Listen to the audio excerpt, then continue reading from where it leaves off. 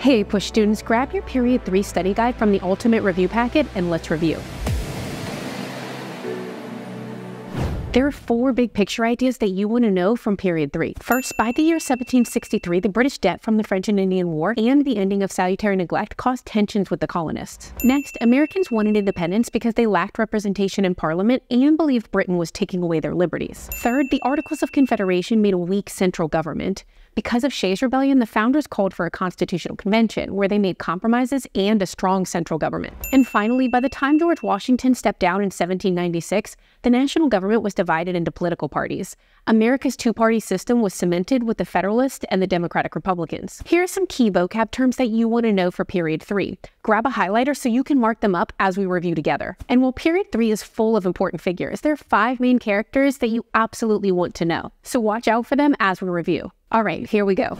For Period 3, we have to start with the French and Indian War. First, we have to understand the relationship between France and Britain at the time and the differences between New France and the British colonies. First, while settlers in New France were Catholic, the British colonists were Protestant and other religious dissenters. And New France sent mostly men to the Americas, which caused their settlements to grow slowly, but the British colonies came as families, which caused their population to boom. Finally, New France made money on fur trading, while the British colonies traded but also grew cash crops in the southern colonies. Ultimately, these differences culminated in the French and Indian War, which was caused by disagreements over fertile land in the Ohio River Valley, competition for resources, and the growing population in the British colonies, which was expanding westward into these disputed territories. As tensions increased, Philadelphia publisher Benjamin Franklin created America's first political cartoon to try and gain support for the Albany Conference. At this conference, Franklin attempted to unite the colonists against the Native Americans and the French, but that idea was not well received. During the war, the colonists fought beside the British military, which highlighted the vast differences between the British and the American colonists. The war also saw the early leadership of George Washington, who served in the Virginia militia. Ultimately, France was defeated and forced to hand over most of their territories in North America in the Treaty of Paris. There were 2 important short-term effects of the French and Indian War. First, the American colonists continued moving into the Ohio River Valley territory, which caused Pontiac's Rebellion. British forces helped defend the colonists against the attack, leading to the Proclamation of 1763. This officially ended the policy of salutary neglect. There were 2 important long-term effects of the conflict as well. England was now in severe debt and expected the colonists to help pay for the war. And colonists were angry over the British policies that followed the French and Indian War. Ultimately, the French and Indian War is considered a turning point in the relationship between Britain and their American colonies. Now let's look at the main causes of the American Revolution. In an effort to pay back debt and regain control of the colonies, Britain passed a series of acts, but here's the most important ones. First, the Sugar Act taxed sugar and molasses. It was the first act passed in the colonies solely to raise revenue. Next was the Stamp Act, which was a tax requiring an official stamp on papers and legal documents. This was the first direct tax on the colonists. Both these acts were repealed, but Britain passed the Declaratory Act, declaring the king and Parliament had the right to govern and tax the colonies. And finally, the Townshend Acts, which taxed tea, glass, lead, and paper, and was passed after the repeal of the Stamp Act. The colonists resisted the Stamp Act and really all of these laws by boycotting British goods, forming resistance groups like the Sons of Liberty, and creating the Committees of Correspondence. They also popularized the phrase, "no taxation without representation." Women also played a role in the revolutionary movement by making their own goods instead of buying British-made products. This became known as the homespun movement. They also formed their own resistance groups like the Daughters of Liberty. While studying the causes of the American Revolution, there's a good chance that you've seen this image. It's Paul Revere's engraving, The Bloody Massacre. This image's point of view is from the colonists of Boston after the massacre. Notice how the British soldiers are shown as the aggressors, who are armed and shooting into a crowd of innocent colonists. And the Tea Act was one of the final taxes imposed on the colonists. This led to the Boston Tea Party, which was an attempt of the Sons of Liberty to avoid paying the tea tax and make a political statement to the British. To punish the colonies, the British passed the Coercive Acts, also known as the Intolerable Acts. This included the Boston Port Act, the Massachusetts Government Act, the Administration of Justice Act, and the Quartering Act. The colonists felt that all 4 of these acts were intolerable because they took away their liberties and rights as British citizens. This caused the colonies to meet at the First Continental Congress, and later the Second, where they wrote the Olive Branch Petition to try and mend the relationship between the colonies and Great Britain. As the revolutionary movement gained momentum in the colonies, it was heavily influenced by the Enlightenment, an intellectual movement that started over in Europe. Thomas Paine's Common Sense and the Declaration of Independence both drew on Enlightenment ideals like individualism and reason. Thomas Paine stressed individual participation in government through the formation of a republic. He also believed that the colonies would economically be better off if they were free from Great Britain. The Declaration of Independence stresses the ideals of John Locke, who emphasized natural rights, and Rousseau's social contract. In 1774, 12 of the 13 colonies sent delegates to the First Continental Congress, where they discussed the Intolerable Acts. They drafted a list of grievances to be addressed by Parliament and the King, and they also agreed to meet again if the situation did not improve, and it definitely didn't. So after Lexington and Concord, delegates from all 13 colonies attended the Second Continental Congress, where they drafted the Declaration of Independence. These delegates also chose George Washington as head of the Continental Army and created America's first government. At the outbreak of the war, Americans were divided into patriots and loyalists. Patriots tended to live in urban areas and areas that were used to self-government, but loyalists live in more rural areas and in colonies under a more direct rule of the crown, like New York and Georgia. Another important factor to consider is the differences between the British Army and the American Army. The British Army was considered the best in the world at the onset of the American Revolution, but it was clear based on their performance in the French and Indian War that the traditional training of their army was ill-suited for fighting in the colonies. On the other hand, the Continental Army had a commitment to fighting and knowledge of the land, but throughout the war they suffered from a lack of supplies and inadequate training. Something that's important to remember in APUSH is that College Board will rarely ask you about any major battles in the American wars, but there are a few important ones from the Revolution that you could see throughout your exam. First, Lexington and Concord, also known as the shot heard round the world because it essentially began the American Revolution. Second is Bunker Hill because it proved the Americans could hold their own against the British Army. Third is Saratoga, an American victory that helped bring in much needed French assistance to the American war effort. Fourth is Valley Forge, which is considered the low point for the Continental Army. They survived a harsh winter under the leadership of George Washington. And finally, Yorktown, the final battle of the Revolution where British General Cornwallis surrendered to George Washington. Following the British surrender, America and Britain signed the Treaty of Paris of 1783. This officially ended the American Revolution and forced Britain to give up all of its land west of the colonies. Another important idea that you want to know for your AP exam is how marginalized groups contributed to the American effort. These are common lines of questioning throughout the AP exam. Women worked as both cooks and nurses, and groups like the Daughters of Liberty continued to provide homespun goods for the war effort. Most Native Americans supported the British because they were afraid that an independent America would continue to take their land. And African Americans served in both the American and British armies because both sides promised enslaved laborers their freedom after the war was over. And ultimately, the success of the American Revolution inspired other revolutions in both France and Haiti.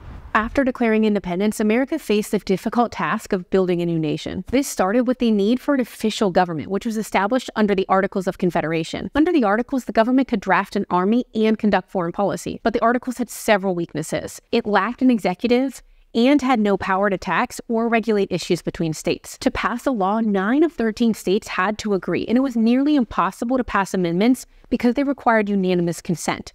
It also had a unicameral legislature where each state had just one vote. The framers intentionally made the Articles of Confederation weak because they were afraid of creating another tyrannical government. They also hoped to keep power in the states, not in a federal authority. Despite its shortcomings, the Articles did see some successes in both the Land Ordinance and the Northwest Ordinance. The Northwest Ordinance outlined the process for admitting new states into the Union, but there was a lot of unrest under the Articles, and in 1786, Shays' Rebellion broke out in Massachusetts. This showed the inability of the federal government to put down insurrections and forced the states to meet to amend the Articles.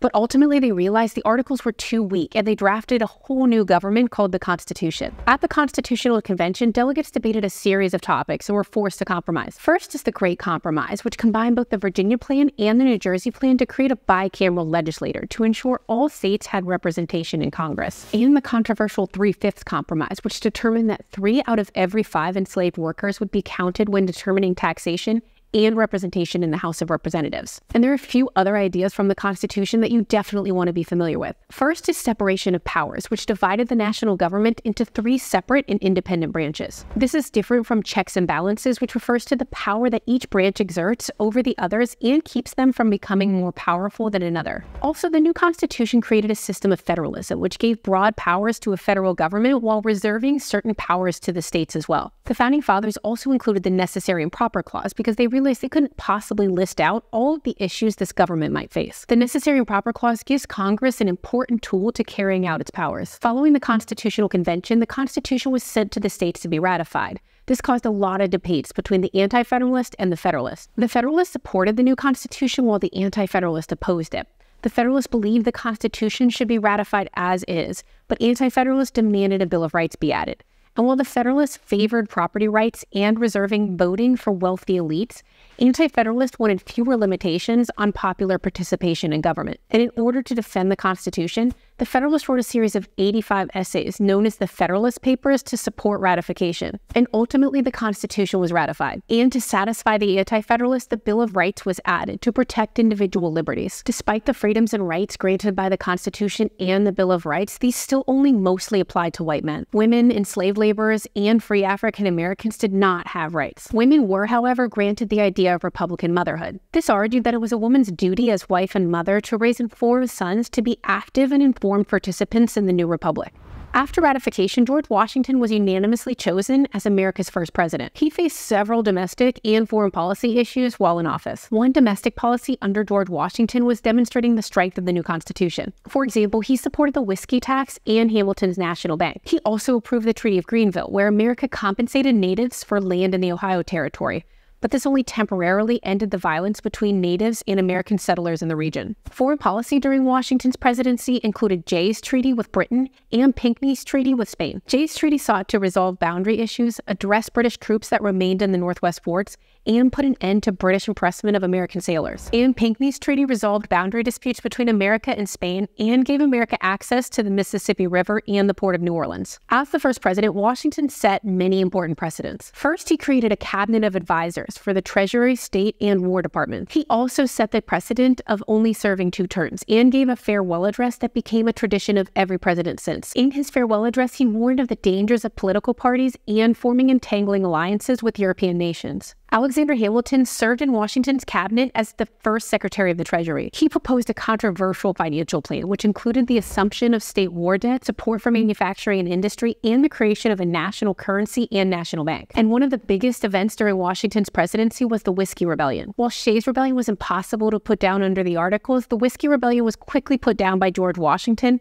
demonstrating that the new Constitution would last. Tensions between the Secretary of Treasury, Alexander Hamilton, and the Secretary of State, Thomas Jefferson, led to the creation of America's first 2-party system. Hamilton and the Federalists supported a national bank, loose interpretation of the Constitution, and an economy based on trade and manufacturing. But Jefferson and the Democratic Republicans hated the bank. They wanted a strict interpretation of the Constitution and an economy based on farming. They're also divided over how to handle America's response to the French Revolution. While Thomas Jefferson wanted to support the French, Alexander Hamilton was pro-British and favored neutrality. After Washington stepped down, John Adams was elected as America's second president. He only served 1 term and faced many challenges during his administration. In addition to the pressures of having to live up to the legacy of George Washington, Adams had to deal with growing divisions between the Federalists and the Democratic Republicans. There was also a quasi-war with France, which led to both the XYZ affair and the Alien and Sedition Acts. The Alien and Sedition Acts made it more difficult for aliens to become citizens and made it a crime to speak out against the government. Democratic Republicans Thomas Jefferson and James Madison responded to the Alien and Sedition Acts by passing the Virginia and Kentucky resolutions. The purpose of these resolutions was to nullify the Alien and Sedition Acts. They argued that states' rights should take precedent over federal authority. After Adams had a difficult time in office, he lost re-election to Democratic Republican Thomas Jefferson in the election of 1800. This election is known as the Revolution of 1800 because it was the first peaceful transfer of power from one political party to the next.